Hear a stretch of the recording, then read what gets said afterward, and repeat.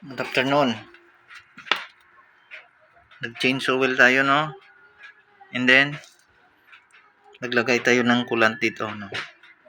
Kasama na yung change oil sa oil gear, no? Yung topic natin dito.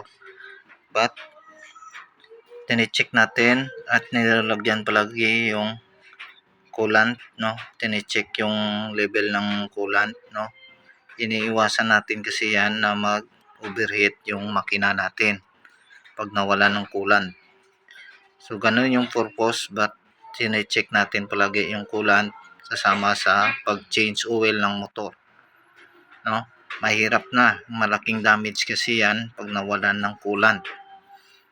So, yung function ng coolant is to maintain na hindi mag-overheat yung makina ng motor natin. So, sana meron kayong nakuha na idea. No? So, maraming salamat.